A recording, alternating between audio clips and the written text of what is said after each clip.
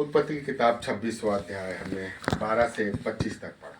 कई बार मैंने इस चीज को बता चुका है, लेकिन एक अच्छे व्यक्ति को, एक आशीषित व्यक्ति को क्यों सूखे का सामना करना पड़ता है। कई बार हमारे दिमाग में ये आता है कि बुरे लोग जो हैं या संसार के जो लोग हैं जो पाप भी कर रहे हैं वो फलवंत हो रहे हैं, उनके पास सुख सुविधाएं सारी चीजें हैं, लेकिन एक अच्छे व्यक्ति को, एक धर्मी व्यक्ति को जो प्रभु की राह पर चल रहा है, अपने आप को पाप से बचा रहा है, गलती करने से बचा रहा है, अपने शरीर को मार रहा है, पीट रहा है, उसे क्यों सूखे का सामना करना पड़ता है। जबकि व्यक्ति ये सोचता है कि यदि मैं परमेश्वर में अगर सही चल रहा हूं तो मुझे तो संसारिक लोगों की तुलना में ज्यादा आशीषित होना चाहिए ना, ताकि वो लोग जान सके कि हम खुदा को मानने वाले लोग हैं और हम जैसे स्वभाव में अलग दिखाई देते हैं वैसे ही हम आशीषों में भी अलग दिखाई दें।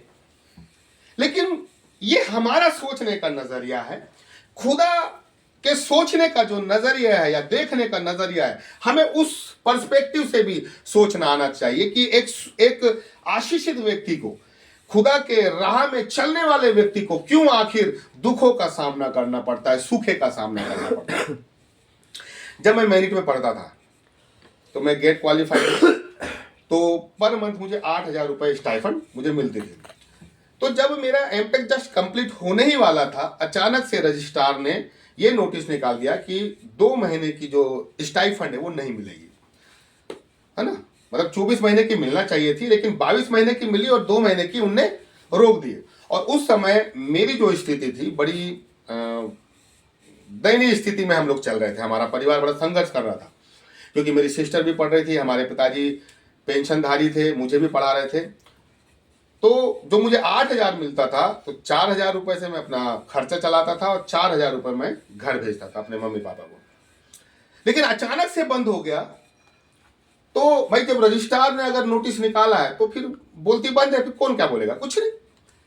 और अब मैं उस समय कोलार में ए सेक्टर में रहता था और मैं सोचने लगा कि प्रभु अब मैं क्या करूं, क्योंकि घर वालों को तो मैं खुद पैसा देता हूं, अब मैं उनसे कैसे पैसे मांगू और कब तक अपने पिता से मैं पैसे मांगते रहूंगा। अब मैं कंफ्यूज हो गया। खुदा, अब तो मैं दुआ प्रार्थना ऐसी नॉर्मली विश्वासी में था, नया नया प्रभु में आया था। तो फिर मेरा दोस्त संदीप, वो भाभा कॉलेज ज्वाइन कर चुका था और मेरे को बहुत फोर्स किया कि भाई तू भी चल। मैं बोला पढ़ाना तो है ही नहीं पढ़ाना तो है ही नहीं, जाना ही नहीं है पढ़ाने में। इंडस्ट्री में चल जाऊंगा, पढ़ाने में तो जाना ही नहीं है। लेकिन क्या होता है, कई बार अपन सोचते ना जिस फील्ड में नहीं जाना है ना, खुदा उसी फील्ड में लेके जाता है। बोलता कैसे नहीं जाएगा तू, मेरे को तो लेके चलूंगा। तो भाई आप मानेंगे नहीं, पूरा रत्तीबाड़ में जितने कॉलेज हैं सब जगह मैंने रिज्यूम दिया। रायसेन रोड में जितने भी भोपाल में कॉलेज थे सब जगह रिज्यूम डाला, एक जगह से मेरे को कॉल लेटर नहीं आया। जबकि गवर्नमेंट कॉलेज जबलपुर से पढ़ा, गेट क्वालिफाइड, मेरिट से पढ़ा, कहीं से। मैं सोचा यार ऐसा भी होता है क्या है? फिर मेरा दोस्त जो भाभा में था, फिर मैं उसके पास गया मिलने और कुछ काम से, और फिर उसने मुझे बोला यार ये आरकेडी भी है बगल में, वहीं अपना रेज्यूम दे दिया। तो मैं गया, मैंने दे दिया। मेरा इतनी जगह से नहीं आया तो कहाँ आएगा, ठीक है ना। और पता चला कि शनिवार को दिया था और मंडे को उन्होंने मुझे बुला लिया और मुझे अपॉइंट भी कर लिया। मैं वही सोचा, मैंने प्रभु पूरे भोपाल का चक्कर लगाया आपने मेरे को, और बिल्कुल किनारे में आपने मुझे, और बस मैंने ज्वाइन किया ही है। उसके बाद ये न्यूज आई कि 2 महीने की जो स्टाइफंड है वो मिलने वाली है। तो उस समय क्या है, गाइड से साइन करवाना पड़ता था। अपन दौड़े, हमारे गाइड थे प्रोफेसर राजेश गुप्ता जी, वो तेज आदमी पढ़ाई लिखाई के मामले में। हम पहुंचे उनके पास, जैसे ही मेरे को देखे तो गुस्सा करने लगे। बोले कुछ भी करो भाई, 16,000 तो मैं लेके ही जाऊंगा। तो साइन करवाया उनसे और वहां जमा कर दिया। अब जो मैं आपको बताना मांग रहा हूं, अगर वो 2 महीने की मेरी स्टाइफंड नहीं रुकती तो मैं उस लाइन में आगे नहीं जाता जिस लाइन के लिए मैंने अपने आप को बाउंड करके रखा था कि नहीं जाऊंगा।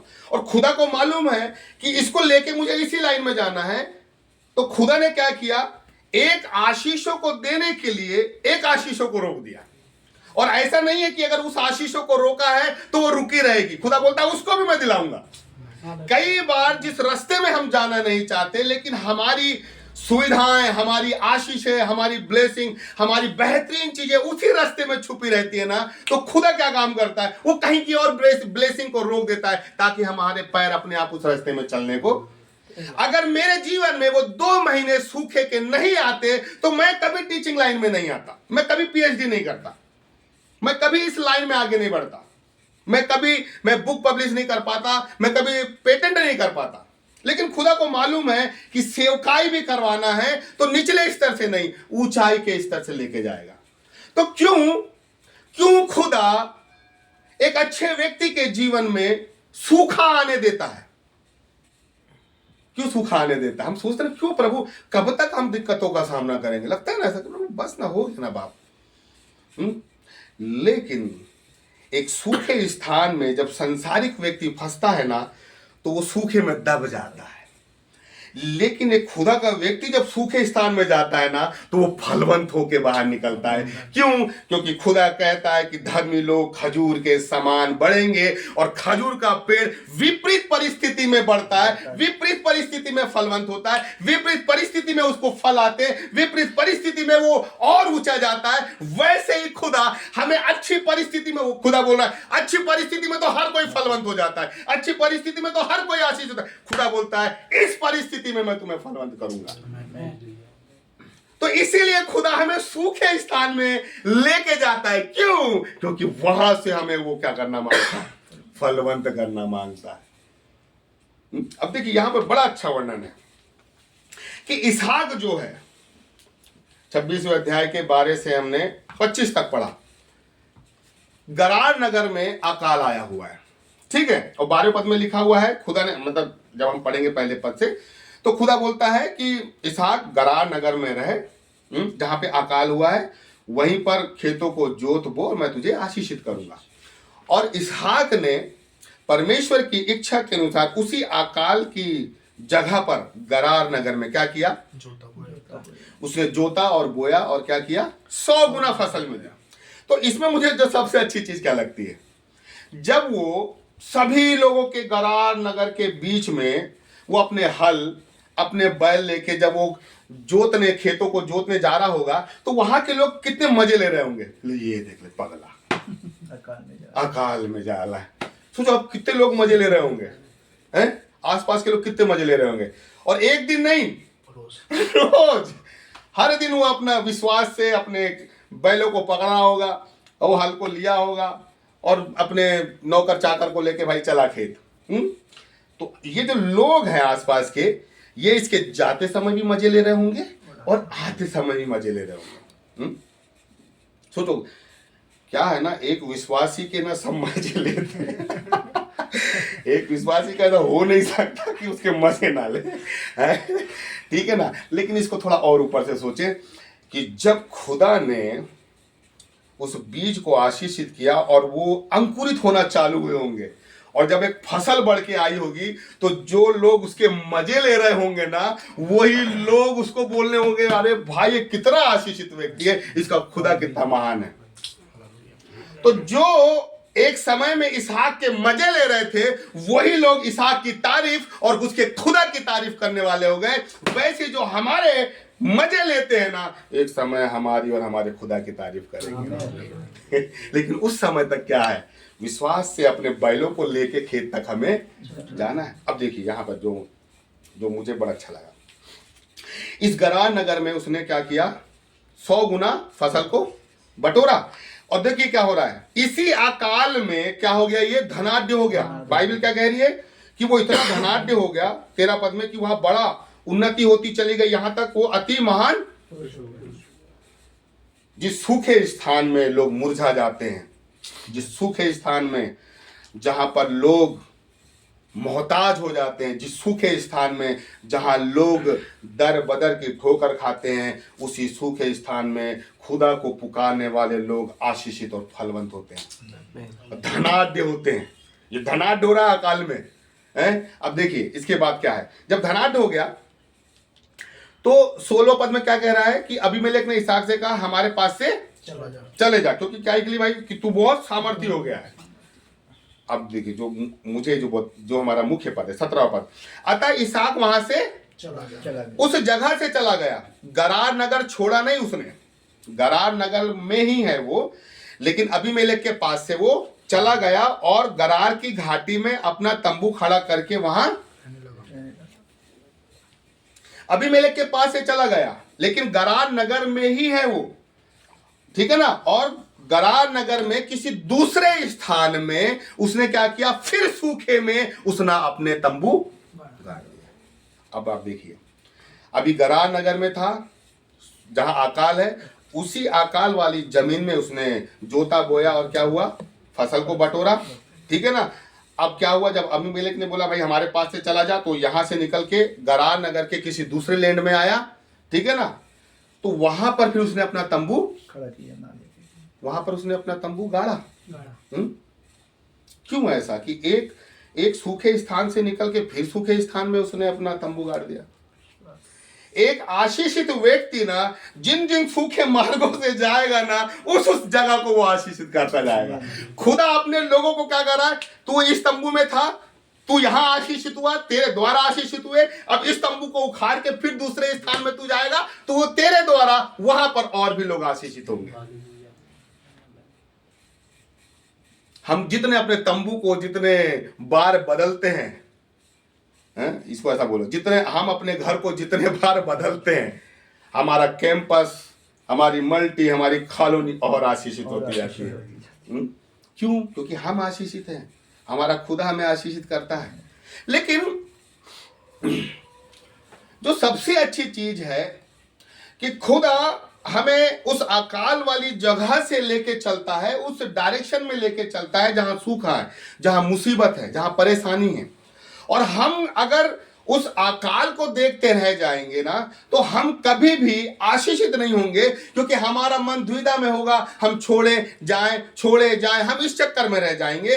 लेकिन हमें इस बात को समझना है कि हमारा खुदा हमारे आगे आगे चलता है और हमारे टेढ़े मेढ़े मार्ग को सीधा करता है। अगर खुदा ने इस अकाल वाली भूमि में भी मुझे धनाढ्य किया है, तो खुदा मैं जहां दूसरे सूखे लैंड में जहां अपना तंबू गाड़ने वाला हूं, वहां मुझे और धनाढ्य करेगा।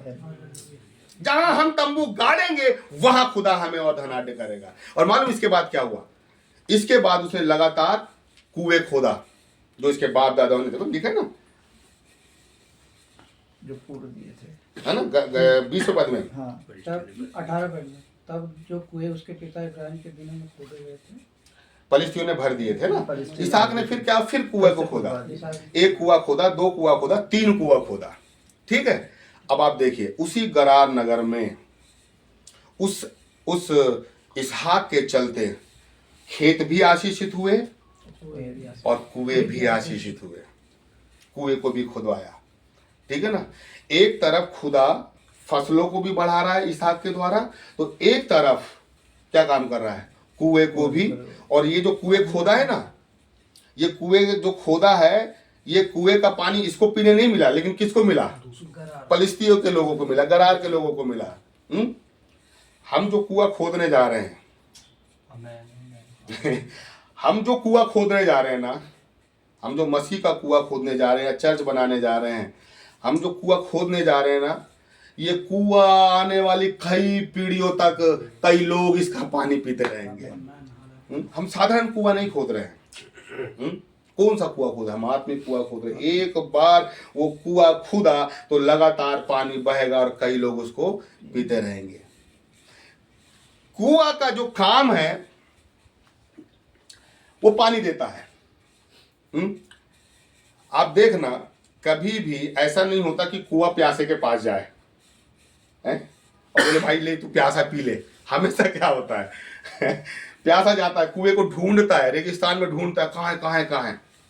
लेकिन एक मसीह व्यक्ति की क्या क्वालिटी है, मसीह व्यक्ति के अंदर खुदा ऐसे कुएं को खोदता है कि जब तक वो किसी को पानी ना पिला देना, तो वो बेचैन रहता है। उसको पानी पिलाते रहना, एक बार नहीं, दो बार नहीं, तीन बार, वो जितने बार जिस व्यक्ति से मिलेगा वो तब पानी पिलाएगा। तो कुआं खुदा हमारे अंदर ऐसा खोदता है कि हम जहां जिससे मुलाकात करें, हम उसको पानी पिलाते रहें। और खुदा ये चाह रहा है कि अब हम अपना तंबू उखाड़ के दूसरी जगह गाड़ेंगे तो जैसे हमने यहाँ पानी पिलाया है हम वहां भी पानी पिलाएंगे। हालेलुया।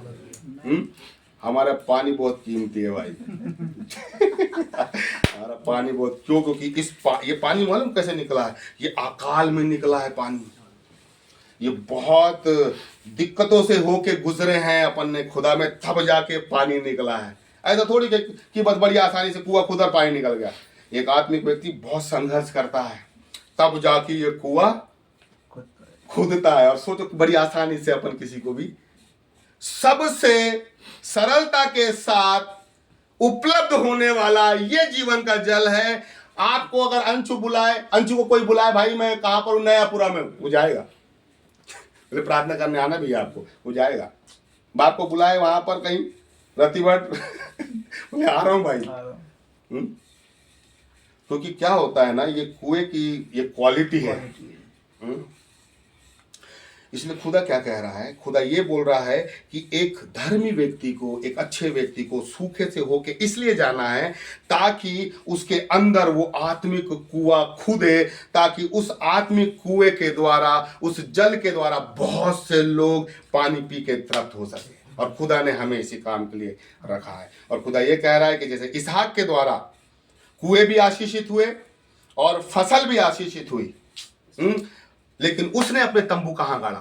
सूखे में गाड़ा। हम लोग अपना तंबू, अब आप देखिए लूत ने अपना तंबू कहां गाड़ा? सदोम अमोरा। क्यों भाई? अरे भाई हरियाली है, झरना बह रहा है, अच्छा अच्छा मिल रहा है, अरे बहुत सुविधा है भाई। कई लोग अपना तंबू ना ऐसे सुख सुविधा वाली जगह में डाल देते हैं। लेकिन खुदा क्या बोलता है अपने लोगों को? वो बोलता, उसको क्या बोला? सूखे में उसने अपना तंबू गाड़ा। जो सूखे में अपना तंबू गाड़ेगा, खुदा उसके द्वारा बहुत से लोग आशीषित करेगा और उसको भी बहुत आशीषित करेगा।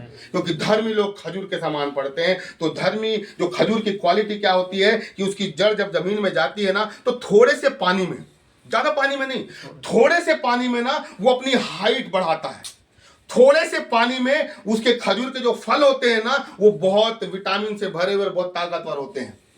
वैसे ही हमें खुदा बोलता है अकाल में रहो, और खुदा से अति संकट में जो सहज से मिलने वाला खुदा है, जब हम बड़ी सरलता के साथ खुदा से कठिनाइयों में जुड़ते हैं ना, हम बहुत जल्दी बढ़ते हैं। जितना हम सुख सुविधा में रहकर नहीं बढ़ते, उतना हम दुखों के दिनों में बड़ी आसानी के साथ हम बढ़ते हैं। हमारे लिए सबसे अच्छा क्या है? वो परिस्थिति जिसमें खुदा हमें बढ़ाना मांगता है। तो उस परिस्थिति में जब खुदा हमें डाले, और जब हमें चारों तरफ से रास्ते और दीवार बंद हो, समझ जाओ खुदा चाह रहा है कि यार इन्हें मुझे फलवंत करना है। तो जब हमारे जीवन में सूखा चले, हमारी प्रार्थना का उत्तर ना मिले, तो खुदा ये चाह रहा है कि बेटा मैं तुम्हें ना आत्मिक रीति से और भी बढ़ाना चाह रहा हूं। तो जितने देर हम उस सूखे वाले स्थान में अपने जड़ को खुदा में डाल के रखेंगे, हम उतने आशीषित होंगे, बढ़ेंगे। आइए हम प्रार्थना करें। Thank you Jesus. हम प्रार्थना करें कि भैया भाभी को एक नया घर मिल सके। ये घर उन्हें छोड़ना है और संजय कॉम्प्लेक्स या उस एरिया में एक अच्छा